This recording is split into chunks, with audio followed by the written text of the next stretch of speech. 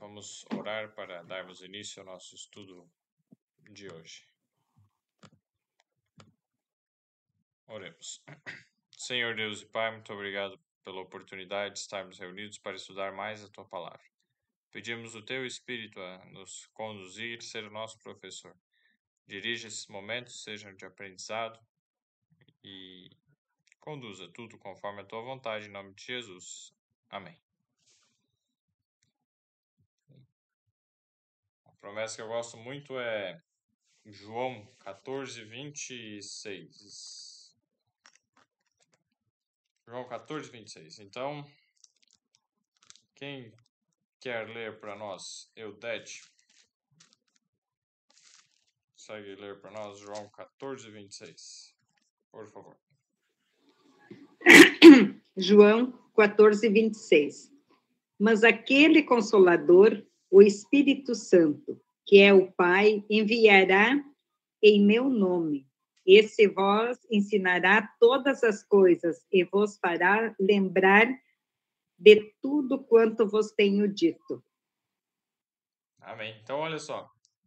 Aquele Consolador, né? Quem que é o Consolador que está lá, digamos, no capítulo, aqui em outros versos, o verso 16, o 17 diz que é o Espírito da Verdade, o Espírito de Verdade.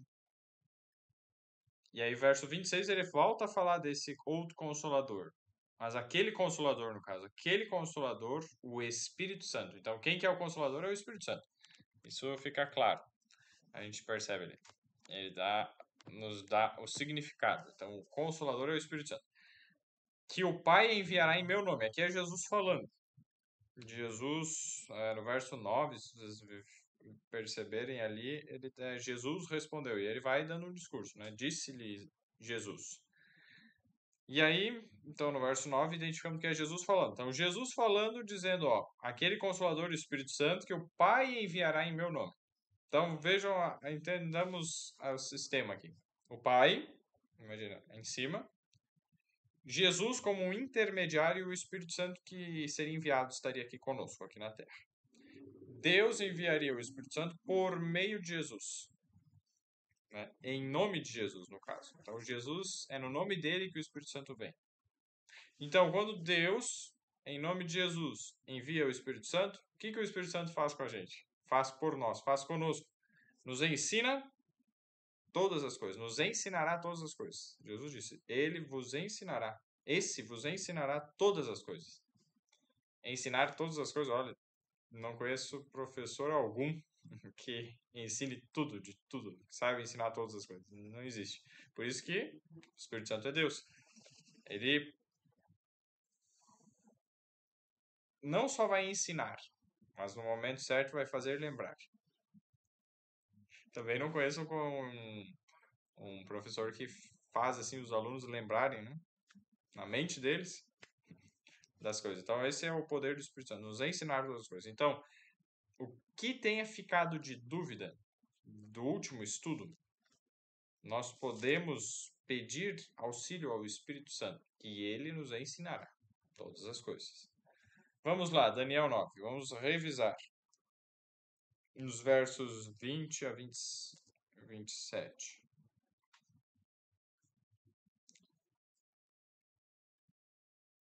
(21 a 27, na verdade, né? Então vamos lá, Daniel 9, 21 a 27. Estando eu, digo, ainda falando na oração, o homem Gabriel, que eu tinha visto na minha visão ao princípio, veio voando rapidamente e tocou-me à hora do sacrifício da tarde. Ele me instruiu e falou comigo, dizendo, Daniel, agora saí para fazer-te entender o sentido. No princípio das tuas súplicas saiu a ordem, e eu vim para tu declarar, porque és muito amado. Considera, pois, a palavra e entende a visão.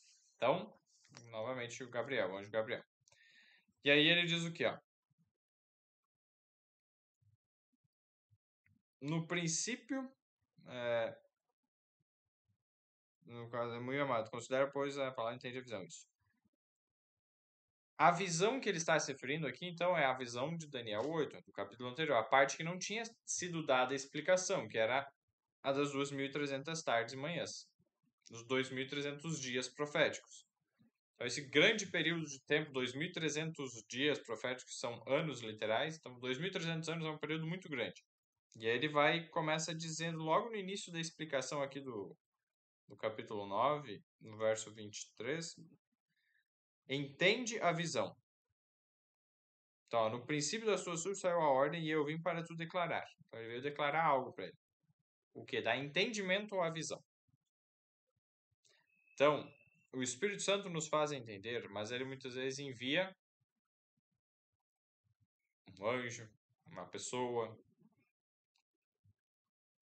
E agora ele vai no verso 24. Dizer, 70 semanas estão cortadas sobre o teu povo. Essa é a palavra, o significado. No contexto, a melhor tradução é cortadas. Então, 70 semanas estão cortadas. Como nós vimos, né? Daquele grande período, a parte inicial aqui foi cortada. Estão cortadas sobre o teu povo. Então, para o povo de Israel, 70 semanas.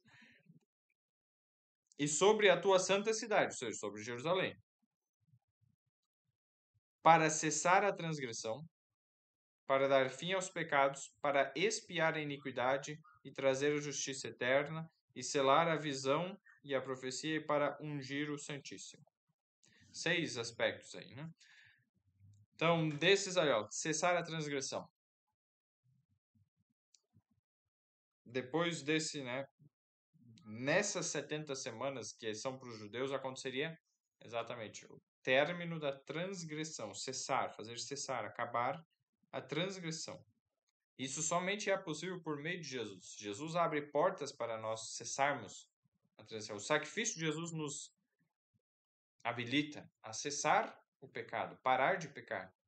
É Ele que opera isso em nós. E um dia tem a promessa que é para sempre, né? Depois da glorificação, depois, ou seja, quando os mortos forem ressuscitados, transformados, nós podemos comparar esse texto, deixa marcado aqui, Daniel, com 1 Coríntios, capítulo 15.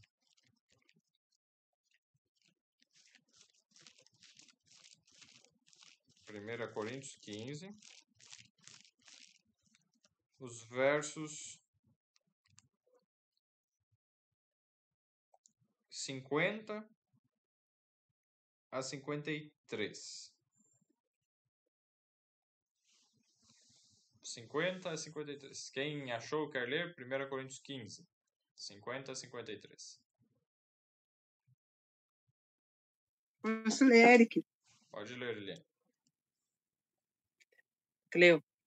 Isso afirma, irmãos, que a carne e o sangue não podem herdar o reino de Deus, nem a corrupção herdar a incorrupção. Eis que vos digo um mistério. Nem todos dormiremos, mas transformados seremos todos. Tá certo o verso? Isso, até o 53.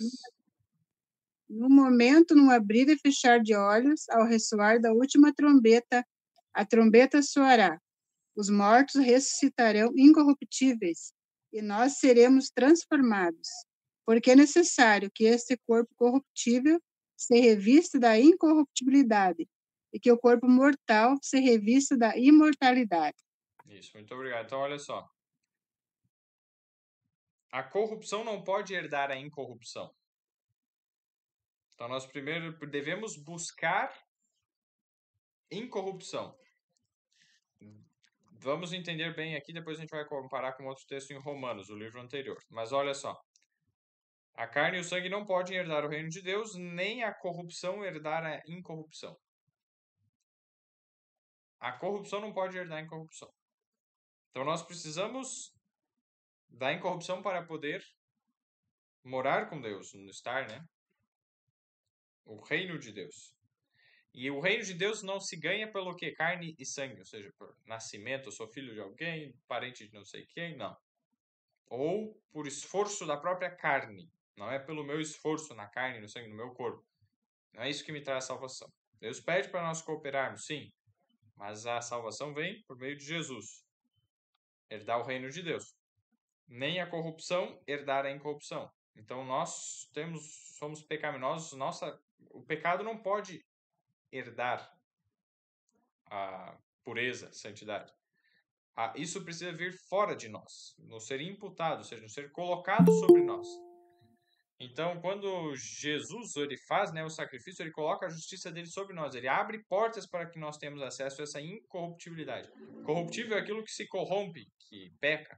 Incorruptível é aquilo que não se corrompe, não peca. Então, vejam só, o verso 50 daí vai dizer: nem todos dormiremos, a morte comparada a um sono, mas todos seremos transformados.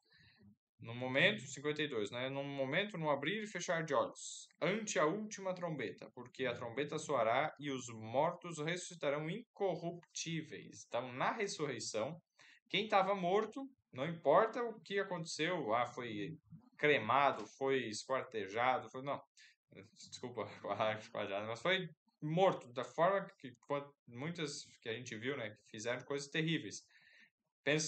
Muitos pensavam, se queimar pessoas, jogar no mar, daí não vai ter como ressuscitar. Para Deus isso é uma coisa mais fácil. Ele criou tudo do nada, então é só... Então todos esses, né, vão ser ressuscitados incorruptíveis já. E aí o verso 53 vai dizer: porque convém... não, antes ainda no 52, né, os mortos serão incorruptíveis e nós seremos transformados. Então quem está vivo é transformado para receber essa incorrupção. E o verso 53 diz: porque convém que isso que é corruptível se revista da incorruptibilidade, isso que é mortal se revista da imortalidade. Então, esse se revestir é literalmente transformar. É algo que nós recebemos de fora de nós, por isso é algo como se está nos vestindo, mas algo que transforma de fora para dentro. Assim, a ação de Deus, de Cristo, né, em nós. Imortalidade. Então, nós não temos imortalidade natural. Nós morremos. Mas a imortalidade vem por meio de Cristo. Cristo nos reveste da imortalidade. E isso vai acontecer quando? Nesse último dia, quando Jesus voltar ao som da última trombeta. Porque a trombeta soará. No caso ali diz, né? Ante a última trombeta. Tá. Agora nós vamos para Romanos. Então, se não é a nossa carne que herda em corrupção, o que nós precisamos fazer? Romanos capítulo 2.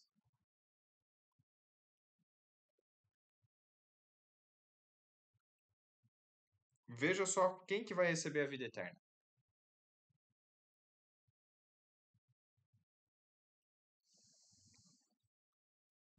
O verso Romanos 2, verso 7. Quem achou aí, quiser ler, pode ler.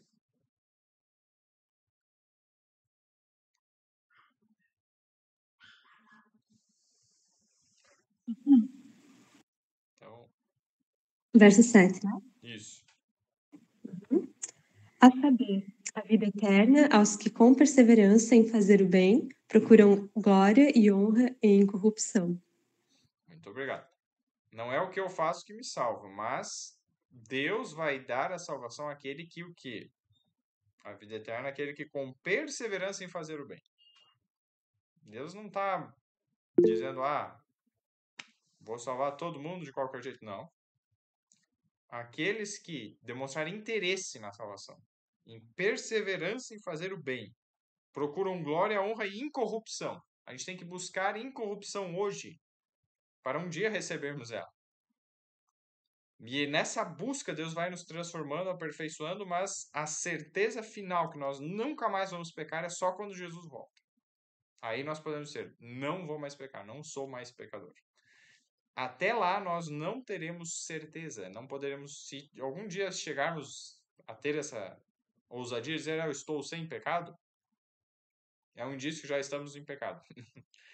Que lá em 1 João fala exatamente isso, né? 1 João capítulo 1. Vou ler aqui, se quiserem ver lá. 1 João capítulo 1, o verso 8. Se dissermos que não temos pecado, enganamo-nos a nós mesmos e não há verdade em nós. Então, se a gente diz, não há verdade, isso é mentira. A gente se engana quando diz que não temos pecado. Mas, se nós confessarmos, verso 9, se confessarmos os nossos pecados, Ele é fiel e justo para nos perdoar os pecados e nos purificar de toda injustiça. Então, vamos lá para Daniel capítulo 9, de novo, voltando.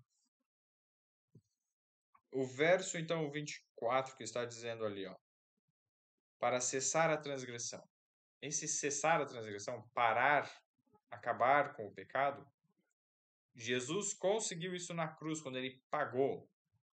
Ele conquistou uma justiça que nos essa justiça, ela pode ser colocada sobre nós e nos levar a não pecar mais. Esse é o poder de Cristo. Não pecar mais é possível para Cristo, porque ele não pecou e ele pode transformar nosso coração. Então, isso que nós devemos buscar. Esse deve ser o nosso objetivo. Nada menos que isso. Esse alto ideal. Devemos ter um alto ideal. Com perseverança e fazer o bem, procuram glória, honra e incorrupção. Devemos procurar essas coisas. Mas não chegar e ser arrogantes e dizer, não, porque eu já alcancei, eu sou melhor que os outros. Não. Cada um está num estágio e devemos estar progredindo, estar perseverando nesse caminho. É isso que Deus olha. Perseverança, o desejo, o objetivo do coração. Então, cessar a transgressão. Jesus, então, dentro dessas 70 semanas, fez isso. O que mais? Dar fim aos pecados. Então, ele paga os pecados e nos habilita a não pecar mais. Essas duas coisas, então, ele nos habilita a não pecar mais, ele pagou os nossos pecados, então deu fim aos pecados. Para expiar a iniquidade. Então, expiar a iniquidade, ele paga o preço, novamente, aqui, ó. Ele vai repetindo, assim, né, a ideia, né? Dar fim aos pecados. Expiar a iniquidade. E trazer a justiça eterna. Então, tudo isso, a justiça de Cristo, a justiça eterna que nos é oferecida. Todas essas coisas Jesus fez, cumpriu. E olha só, e selar a visão e a profecia. E ao fazer isso, Jesus cumpre as profecias, as visões que já estavam reveladas. E ele confirma elas. E quando ele confirma as profecias e as visões, ele nos dá a certeza de que o que ele profetizou, Deus enviou profetas a dizer para os fins dos tempos, dos nossos dias, vai se cumprir, porque está selado, está confirmado. Veja só que interessante, tudo isso nessas 70 semanas. E a gente sabe que foi especialmente na última semana, porque depois ele dá os detalhes, né? Então, nas 70 semanas.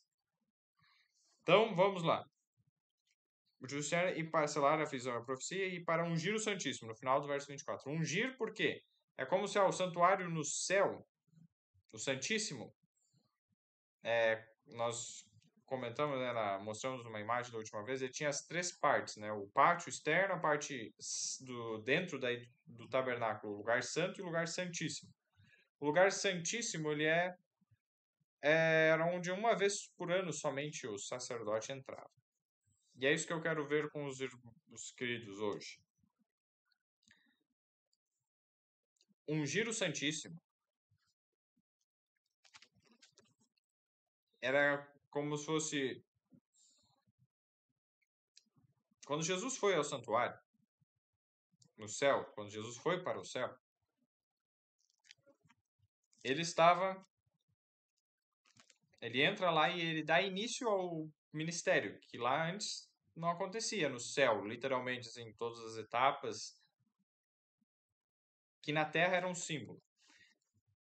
Então, Jesus vai ao céu e, para dar início ao ministério, ao trabalho lá no santuário, ele passa por cada compartimento e unge. Ou seja, ele como se dedica, né, aquilo lá, consagra aquilo para o objetivo, né, de santificar aquilo.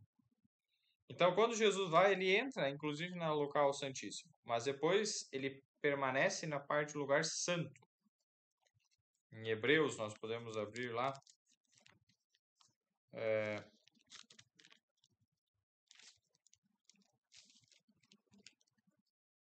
Hebreus, capítulo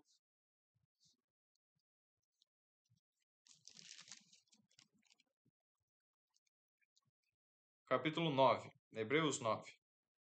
Tem Daniel 9 e Hebreus 9. Isso aí.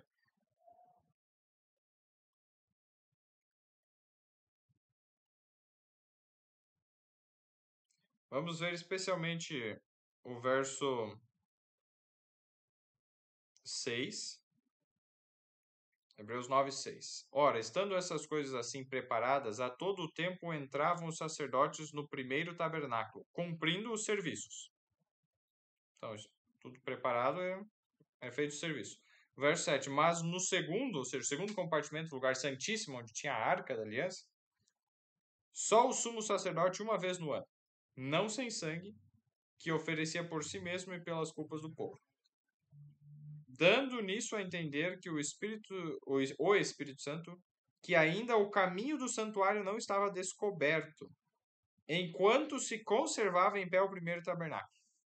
Ou seja, enquanto estivesse o primeiro tabernáculo, o templo lá, né, esses sacrifícios sendo realizados, e a cada ano entrava uma vez por ano no lugar santíssimo, não estava descoberto o caminho do santuário, ou seja, no céu as coisas estavam fechadas, né, guardadas.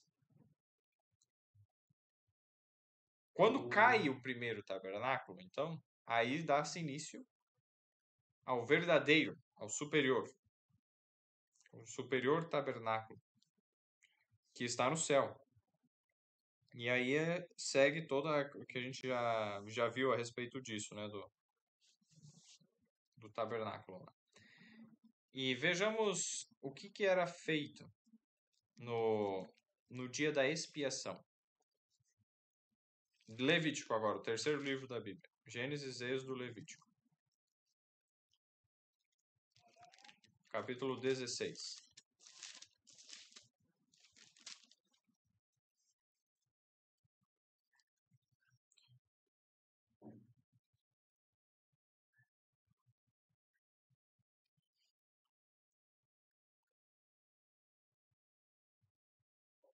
Vejamos lá. Levítico 16. Verso 29. Vamos ler umas partes em Levítico. Falando sobre o primeiro tabernáculo, ou seja, aquele que era uma figura, símbolos, né? Que nos ajuda a entender o que está acontecendo no céu hoje. Olhando lá para aquele tabernáculo, isso vos será por estatuto, verso 29, Levítico 16, 29. Isto vos será por estatuto perpétuo. No 7º mês, aos 10 do mês, afligireis as vossas almas, e nenhum trabalho fareis, nem o natural, nem o estrangeiro que peregrina entre vós, porque naquele dia se fará expiação por vós. Era um feriado. Naquele dia ninguém trabalhava. Então, ó, no 10º dia do 7º mês, ali, né, no 7º mês, aos 10 do mês. Ou seja, quando a gente coloca, por exemplo, um feriado que vai acontecer dia 7 de setembro aqui no Brasil.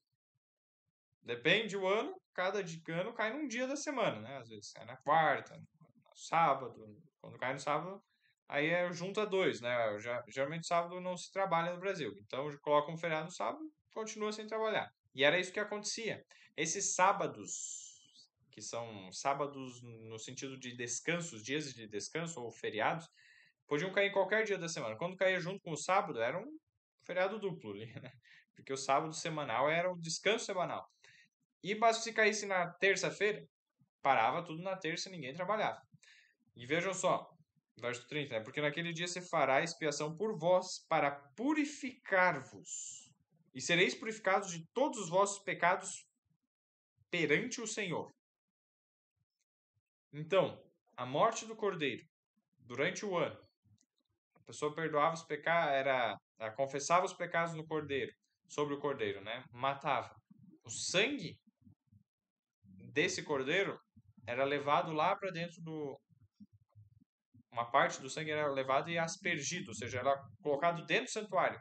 É como se tivesse gravado. Ó, o pecado que exigiu esse sangue, ó, está aqui, ó.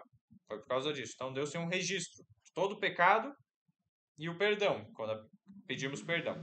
Mas está lá registrado. E aí esse processo de expiação era fazer uma limpeza, uma purificação. Então olha só, de todos, verso 30 ali, né? Sereis purificados de todos os vossos pecados perante o Senhor. Então, durante todo o ano era feito um processo e aí nesse dia era feita a conclusão. O pecado foi perdoado? Foi, mas tinha um processo, não é coisa fácil para Deus perdoar o pecado, não é. Não é fácil para Deus ser justo e ainda nos perdoar. Deu muito trabalho para Deus. Está dando ainda. Mas o que nós podemos ver aqui, aprender. Agora o verso 31. É um sábado de descanso para vós. Então, esse dia era um sábado de descanso. Sábado, a palavra sábado significa repouso. Um repouso, um descanso. É um sábado de descanso para vós e afligireis as vossas almas. Isto é estatuto perpétuo. E o sacerdote que for ungido e que for sagrado para administrar o sacerdócio no lugar de seu pai fará a expiação, havendo vestido as vestes de linho, as vestes santas. Assim fará expiação pelo santo santuário. Também fará expiação pela tenda da congregação e pelo altar. Semelhantemente fará expiação pelos sacerdotes e por todo o povo da congregação. Vejam só que interessante. Havendo vestido as vestes de linho, o sumo sacerdote que entrava, né? O sacerdote for ungido, o que for sagrado. Então, o sacerdote ungido, sagrado, que era o sumo sacerdote, o principal dos sacerdotes, é que fazia essa obra. Mas ele colocava roupa de linho branca, uma roupa branca. E não as roupas que ele usava, que o sumo sacerdote usava uma roupa diferente, tinha uma estola, como se fosse um quadrado assim que ele pendurava aqui na frente, que tinha pedras preciosas em nome das tribos de Israel, tinha uns sininhos aqui, tinha várias peças assim, né, na roupa dele, vários elementos a mais, era algo muito bonito, muito importante. Só que nesse dia ele tirava e colocava algo simples, as roupas simples, né? Vestido, e aí ele ia lá fazer essa expiação. Então ele ia expiar, a expiação, fará a expiação pelo santuário, a purificação de cada móvel, E aí, vamos para Levítico 23 agora. Ele vai dar mais detalhes. Levítico 23, o verso 27. Novamente ele vai falar, olha. Mas aos 10 dias desse 7º mês, ou seja, 10 dias do 7º mês, será o dia da expiação. Tereis santa convocação e afligireis as vossas almas e oferecereis oferta queimada ao Senhor. Então, santa convocação era para se reunir, né? E naquele mesmo dia nenhum trabalho fareis, porque é o dia da expiação, para fazer expiação por vós perante o Senhor, vosso Deus. Porque toda alma que naquele mesmo dia não se afligir será extirpada do seu povo. Gravem isso. Precisava se afligir nesse dia. O que significa isso? Nós já vamos entender. Verso 30. Também toda alma que naquele mesmo dia fizer algum trabalho, eu a destruirei por meio do meu povo. Nenhum trabalho fareis. Estatuto perpétuo é pelas vossas gerações, em todas as vossas habitações. Sábado de descanso vos será. Então afligireis as vossas almas aos 9 do mês à tarde. De uma tarde a outra tarde celebrareis o vosso sábado. Vejam só. Era no dia 10 do 7º mês. Mas no dia 9, à tarde, ou seja, no entardecer do dia 9, começava o dia 10.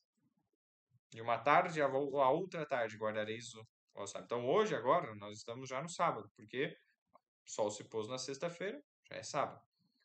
Esse é um dos textos que ajuda a gente a entender como é que era a mudança de dia, como é que é a mudança de Deus para Deus, e não conforme os homens, conforme Deus. Aqui está o que Deus estabeleceu. E aí vai a respeito, né, da expiação, então, essa limpeza do santuário. Vamos comparar agora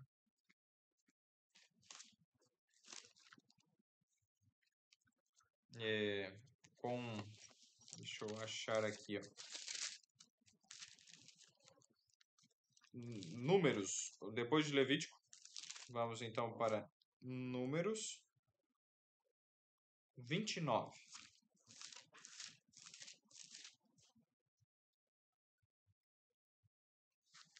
Vamos ver aqui, Números 29, verso 7. Vai falar novamente, né? No dia 10 desse 7º mês tereis santa convocação, afligireis as vossas almas, nenhum trabalho fareis. Tá, mas o texto que eu estou aqui, Êxodo 30, o verso 10.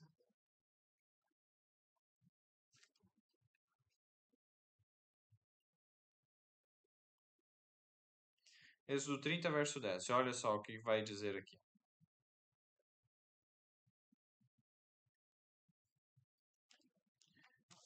Quem achou e quiser ler, pode ler. Êxodo 30, verso 10.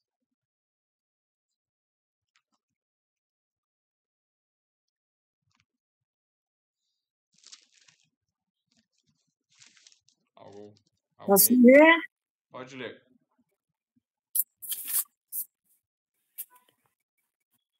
Diz assim. 7, 8, 9, mais um pouquinho. Uma vez por ano, Arão fará expiação sobre os chifres do altar, com o sangue da oferta pelo pecado. Uma vez por ano fará expiação sobre ele. De geração em geração é altar santíssimo ao Senhor. Muito obrigado. Uma vez por ano. Voltamos agora para Levítico 16. Então, nós já vimos em vários livros aqui como que acontecia, alguns detalhes.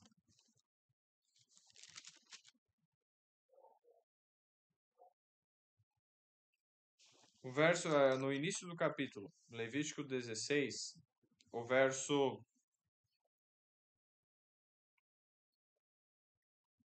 1. E falou, no início, né, do capítulo, Levítico 16, e falou o Senhor a Moisés depois da morte dos 2 filhos de Arão, que morreram quando se chegaram diante do Senhor. E disse, pois, o Senhor a Moisés: Disse a Arão, teu irmão, que não entre no santuário em todo o tempo, para dentro do véu, diante do propiciatório, que está sobre a arca, para que não morra, porque eu aparecerei na nuvem sobre o propiciatório. Com isto, Arão entrará no santuário com um novilho para a expiação do pecado e um carneiro para o holocausto. Vestirá ele a túnica santa de linho e terá ceroulas de linho sobre a sua carne. Cingir-se-á com um cinto de linho e se cobrirá com uma mitra de linho. Tudo branco ali, linho, né? Estas são as vestes santas. Por isso banhará a sua carne na água e as vestirá. Então, ele se lavar na água, tomar um banho, né? E daí colocar essa roupa. E da congregação dos filhos de Israel tomará 2 bodes para expiação do pecado e um carneiro para holocausto. Depois Arão oferecerá o novilho da expiação. Então, ele está descrevendo aqui esse processo. Não era para ele entrar constantemente lá no Santíssimo, mas quando entrasse era para fazer isso. Vejam só, né? Depois Arão oferecerá o novilho da expiação, que será para ele, e fará expiação por si e pela sua casa. Verso 7 agora. Também tomará ambos os bodes e os porá perante o Senhor à porta da tenda da congregação. E Arão lançará sorte sobre os 2 bodes, um pelo Senhor e outra pelo bode emissário. Ou seja, lançar sorte. Né?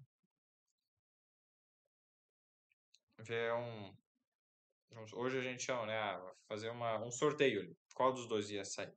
O verso 9. Então Arão fará chegar o bode sobre o qual cair a sorte pelo Senhor e o oferecerá para expiação do pecado. Mas o bode sobre que cair a sorte, para ser o bode emissário, apresentar-se-á vivo perante o Senhor para fazer expiação com ele, a fim de enviá-lo ao deserto como bode emissário.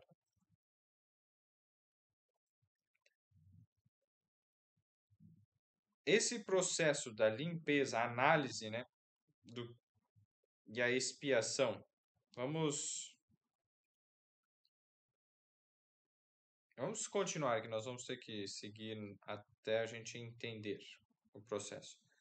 E Arão, verso 11. E Arão fará chegar o novilho da expiação que será sobre ele, e fará expiação por si e pela sua casa, e degolorá o novilho da sua expiação. Tomará também um incensário cheio de brasas de fogo do altar, de diante do Senhor, e os seus punhos cheios de incenso aromático moídos, e o levará para dentro do véu. Então ele vai entrar dentro do véu com o quê? Vejam só. Degola o animal, pega o incensário, e o incenso ele vai para dentro do véu. No verso 13. E porá o incensário sobre o fogo perante o Senhor. É a nuvem do incenso, e a nuvem do incenso cobrirá o propiciatório que está sobre o testemunho, para que não morra. Então, esse primeiro véu, no caso que ele entrava, depois que ele fazia o sacrifício na parte de fora, ele entrava. Então, dando a entender, né? O sacrifício já estava feito. Ele reforça o sacrifício, né, de Cristo lá por meio do novilho da expiação. Então, ele entra. E agora, quando ele está dentro lá, ele vai colocar um incenso para que encha a fumaça, para que ele não morra. E o verso 14. E tomará do sangue do novilho e com o seu dedo espargirá sobre a face do propiciatório, para o lado oriental, e perante o propiciatório espargirá 7 vezes do sangue com o seu dedo. Então ele molhava no sangue que ele tinha levado e ele espargia. Então, ele jogava assim, salpicava, né? E agora o verso 15. Ó. Depois degolará o bode da expiação, que será pelo povo, e trará o seu sangue para dentro do véu, e fará com o seu sangue como fez com o sangue do novilho, e o espargirá sobre o propiciatório e perante a face do propiciatório. Assim fará expiação pelo santuário por causa das imundícias dos filhos de Israel e das suas transgressões e de todos os seus pecados. E assim fará para a tenda da congregação que reside com eles no meio das imundícias. E verso 17, nenhum homem estará na tenda da congregação quando ele entrar para fazer expiação no santuário até que ele saia, depois de feita a expiação por si mesmo e pela sua casa e por toda a congregação de Israel. Então sairá ao altar que está perante o Senhor e fará expiação por ele, e tomará do sangue do novilho e do sangue do bode e os porá sobre as pontas do altar ao redor. E daquele sangue espargirá sobre o altar com o dedo 7 vezes, e o purificará das imundícias dos filhos de Israel, e o santificará. Depois, havendo, pois, acabado de fazer a expiação pelo santuário, pela tenda da congregação e pelo altar, então fará chegar o bode vivo. Aquele outro bode, eram 2 bodes. E Arão porá ambas as mãos sobre a cabeça do bode vivo, e sobre ele confessará todas as iniquidades dos filhos de Israel, e todas as suas transgressões, e todos os seus pecados, e os porá sobre a cabeça do bode, e enviá-lo-á ao deserto pela mão de um homem designado para isso. Assim aquele bode levará sobre si todas as iniquidades deles à terra solitária, e deixará o bode no deserto. Depois Arão virá à tenda da congregação e despirá as vestes de linho que havia vestido quando entrar no santuário, e ali as deixará. E banhará sua carne em água no lugar santo, e vestirá as suas vestes. Então sairá e preparará o seu holocausto, e o holocausto do povo, e fará expiação por si e pelo povo. Olha só, também queimará a gordura da expiação e do pecado sobre o altar. A gordura da expiação, né? E aquele que tiver levado o bode emissário lavará suas vestes e banhará sua carne em água, e depois entrará no arraial. Mas o novilho da expiação e o bode da expiação do pecado, cujo sangue foi trazido para fazer expiação no santuário, serão levados fora do arraial, porém as suas peles, a sua carne e o seu esterco queimarão com fogo. E aquele que os queimar lavará as suas vestes e banhará a sua carne em água, e depois entrará no arraial. Várias simbologias, vários rituais, né, que eram feitos. Mas para a gente entender, então ele primeiro sacrificava um animal, um novilho. Entrava, depois voltava e sacrificava o bode. É interessante nós percebermos algo. O bode até hoje é um animal que simboliza geralmente coisa ruim. Tem muitas religiões ocultistas, mesmo o satanismo, né, que eles usam o bode, a figura do bode, a cabeça do bode. E ele é um símbolo de Satanás, do pecado. Quando a gente vai lá para 2 Coríntios, vejamos lá.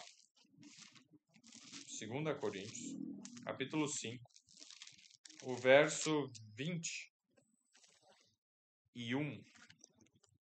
Nós lemos o seguinte. Então, ó, 2 Coríntios, capítulo 5, verso 21. Então, Deus aqui no caso, está se referindo a Deus é o sujeito ali. E vai falar para Jesus. Vamos ler desde o verso do 20 e 21, na verdade. De sorte que somos embaixadores da parte de Cristo, como se Deus por nós rogasse. Rogamos-vos, pois, da parte de Cristo, que vos reconcilieis com Deus. Tá falando de Cristo e de Deus. Agora vai aqui, ó. O verso 18, melhor dizendo, ó. E tudo isso provém de Deus. No contexto, ele começa falando de Deus, aí vai colocando Cristo como que era o processo da reconciliação. Ó. Vamos ler o verso 18 também. E tudo isso provém de Deus, que nos reconciliou consigo mesmo por Jesus Cristo. E nos deu o ministério da reconciliação. Tá. Deus reconcilia nós com Ele por meio de Jesus. Então, nós somos reconciliados com Ele por meio de Jesus. Reconciliou consigo mesmo por Jesus Cristo. E agora o verso 21, olha só. Aquele, no original, é com crase. É como se dissesse para aquele. Então, esse é o significado. Para aquele que não conheceu o pecado, o fez pecado por nós. Para que nele fôssemos feitos justiça de Deus. Como é que a gente, pecador, pode ser feito justiça de Deus? Jesus, que não conheceu o pecado, ele foi o quê? Feito pecado. Jesus, que é o Cordeiro, ele foi como que tornado em bode. Deus o fez pecado por nós. Não só foi como que, né? Ele se tornou pecado, então ele se tornou um bode, um símbolo do pecado. Ele se tornou por nós.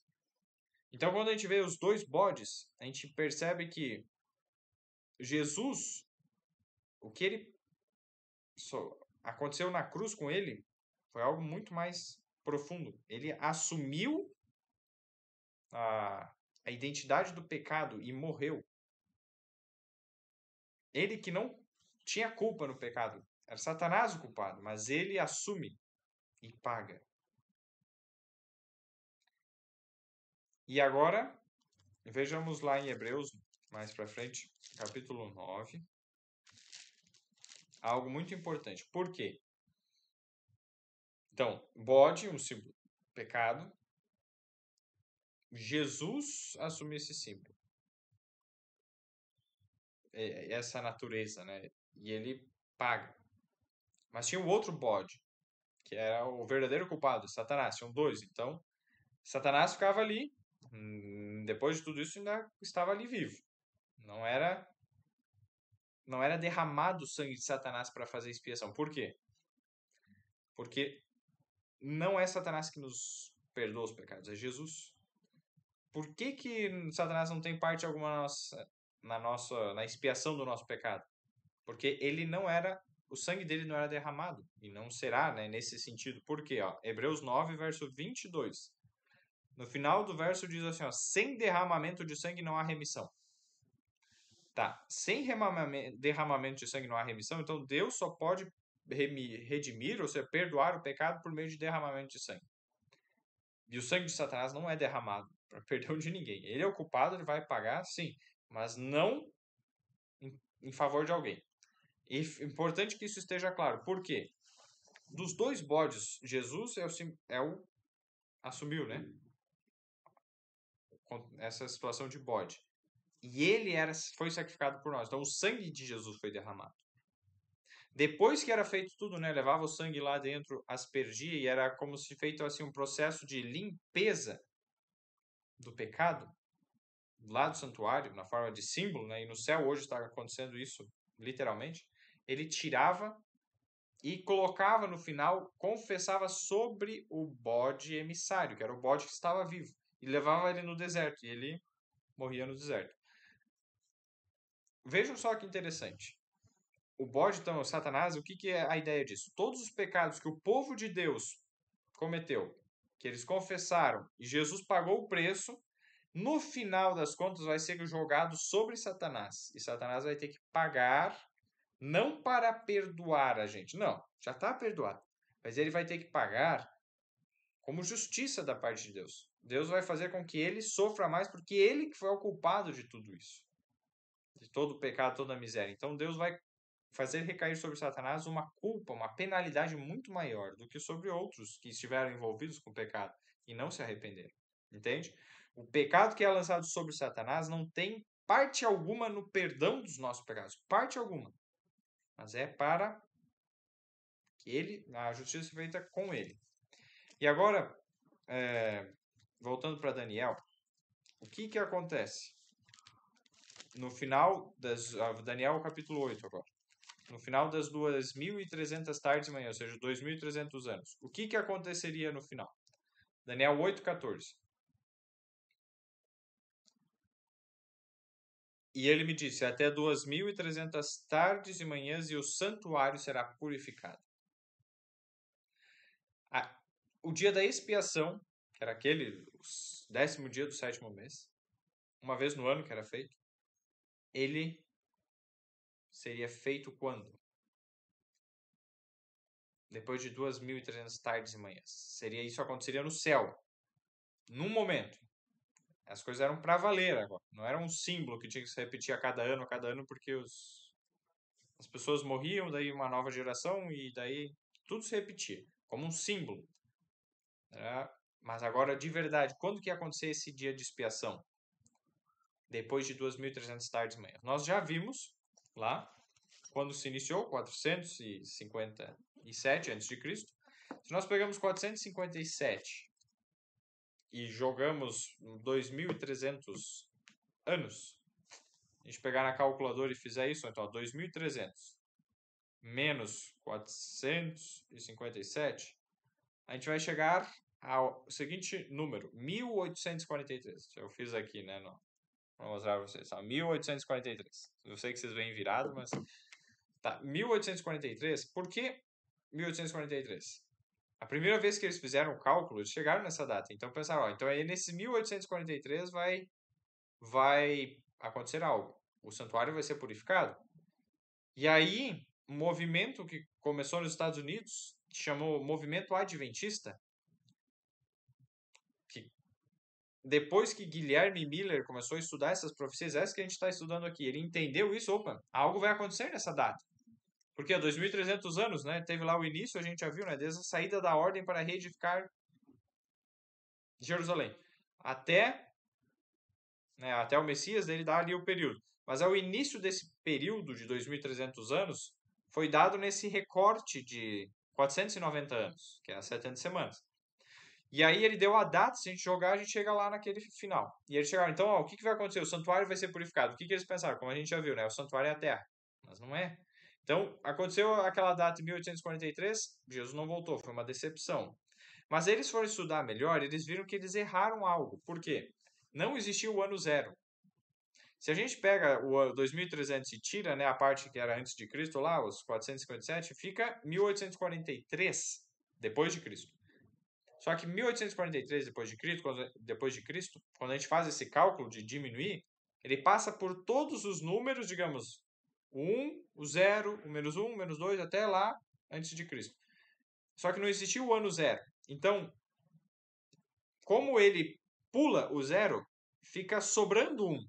E esse que sobra, ele tem que entrar em algum lugar, entra no final. Entende? É uma parte simples para entender, é que não teve ano 0. Então, digamos, o ano menos 1. Depois do ano menos 1 já foi o ano 1. É isso que eles fizeram. Foi algo que eles fizeram depois que aconteceu, né? Então é só uma nomenclatura, mas que causa um pouco de confusão. Mas, pedindo do Espírito Santo, ele nos ensinará todas as coisas. Então, do ano menos 1 para o ano 1, na matemática, quando a gente faz o cálculo, é como se tivesse 2 anos ali. Mas na realidade só teve 1, porque foi do menos 1 direto para 1. Então esse que ficou sobrando, que a gente fez o cálculo, tem que entrar no final para completar. E aí entra no ano de 1844. Então esse foi o ano mesmo em que terminou os 2.300 anos. 1844. E o que iniciou nesse dia, então, no céu? O dia da expiação. Jesus, o sumo sacerdote, então ele entra nesse local santíssimo para oferecer o seu sangue, aquele que se tornou pecado por nós, conforme 2 Coríntios 5, verso 21. Se tornou pecado por nós, então ele vai lá e começa a fazer o quê? Analisar todos os pecados. A fazer uma limpeza. Todo pecado já cometido está gravado lá. O sangue foi derramado, foi aspergido, foi durante... E não só, desde o início, desde Adão lá, desde Abel, os sacrifícios que eram feitos. Tudo foi sendo registrado. Deus tem registros. Não é papel, assim, que nem... Não. Deus tem registro muito mais tecnológico. Mas... E aí, Jesus vai lá e a partir de 1844, ele começa a fazer um processo de limpeza, de expiação do pecado. Desde aquele dia até hoje, ele está fazendo. Desde o primeiro justo, Abel, todos aqueles que aceitaram o sacrifício do Cordeiro. Como é que a gente sabe que esse julgamento iniciou pelos que creram no Cordeiro? Vamos para o livro de Pedro, 1 Pedro.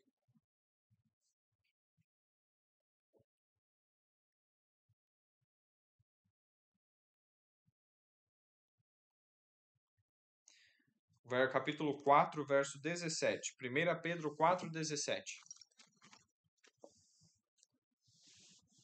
Então, esse processo que era feito no santuário celestial, que está sendo feito no santuário celestial, é de quem?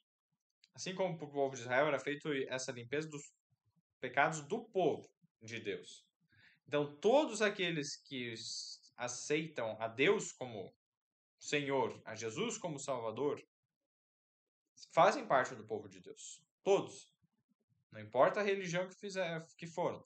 E aí, aceitando isso, vem o verso 1 Pedro 4,17. Porque já é tempo que comece o julgamento pela casa de Deus. E se primeiro começa por nós, qual será o fim daqueles que são desobedientes ao Evangelho de Deus? Então, quem é desobediente ao Evangelho de Deus, já está condenado. João capítulo 3, que alguém tiver dúvida, é só ler lá. O julgamento é esse. Que rejeitaram a salvação que está em Jesus, né? A condenação é essa. Mas aqui, então, começa o julgamento pela casa de Deus. Então, todos aqueles que compõem o povo de Deus em todas as épocas, começa o julgamento. Começa o julgamento. E vai sendo analisado cada caso, nome após nome. Abel, Adão, analisado. Pecou? Sim. Mas pediu perdão, aceitou o sacrifício de Jesus. Perdoado. Estará salvo. Próximo nome, vai. Analisa todos os atos, pensamentos, palavras, tudo. Está? Perdoado. Se não aceitou, não foi perdoado, é riscado o nome do livro da vida. Então é feito esse processo de julgamento, nome por nome. Hoje, não sabemos em qual nome se está, mas está muito perto do fim, porque já faz mais de 150 anos, 170 e poucos anos que isso já está acontecendo no céu. Estamos nos últimos momentos de história dessa terra. E muito em breve, os últimos nomes serão analisados e estará terminada a oportunidade de salvação. A Bíblia descreve alguns eventos. O mundo vai ficar caótico antes que isso aconteça. Quando começar, né? Mas isso nós vamos ver melhor, se Deus quiser, no Apocalipse, quando estudarmos o Apocalipse. Mas, então, desse processo de expiação, então, que iniciou no Santuário Celestial, foi em 1844, 22 de outubro. E agora um detalhe interessante que eu queria compartilhar com vocês.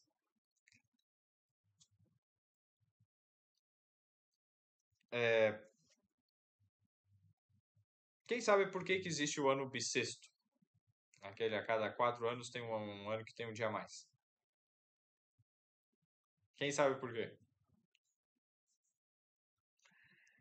Porque a quantidade de dias que tem no ano não é um número exato, são 365 dias, ponto. É 365, e tem uns quebradinhos. Esses quebradinhos, a cada 4 anos, tem que colocar um dia a mais para tentar fechar o cálculo. Daí fecha mais ou menos. Na época lá, do povo de Israel, eles contavam, como nós já vimos, os meses tinham 30 dias, e eram 12 meses. Então, fechava 360.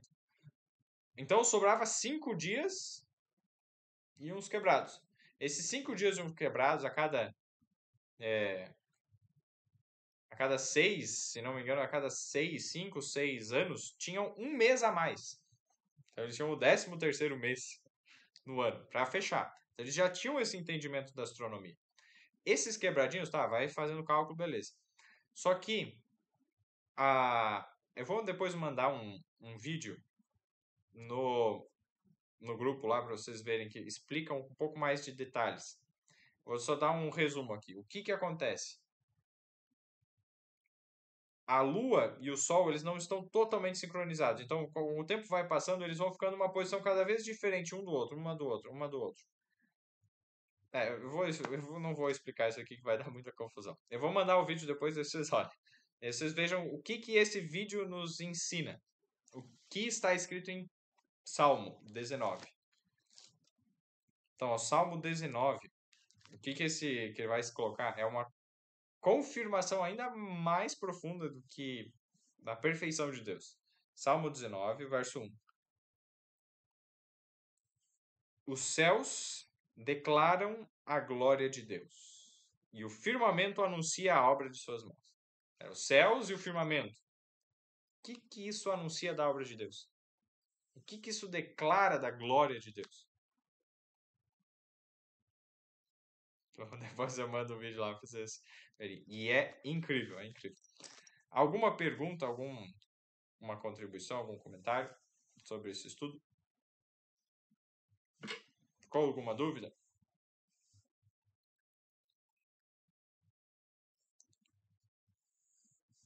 Então, os detalhes que nós tínhamos visto lá em Daniel 9, nós não tentamos muito mais hoje, né? Das 70 semanas, a última semana, na metade da semana Jesus morre.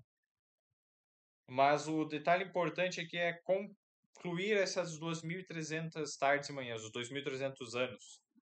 E no final, em 1844, se termina esse período. E aí, então, inicia a expiação. E quando Jesus terminar, ele volta. E aí ele lança todos os pecados sobre o bode, Azazel, ou bode emissário. E ele vai para o deserto. E fica no deserto. Apocalipse vai dar mais explicações quando isso acontece, como que isso acontece. Satanás será preso com correntes por 1000 anos, depois que Jesus voltar. Então ele vai ficar sem ninguém para tentar. Então ele vai ficar lá com o peso da culpa, do pecado que ele cometeu e forçou outras pessoas a cometerem. Vai ter que ficar refletindo em tudo isso.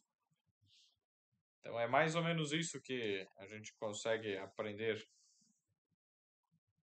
das 2.300 tardes e manhãs.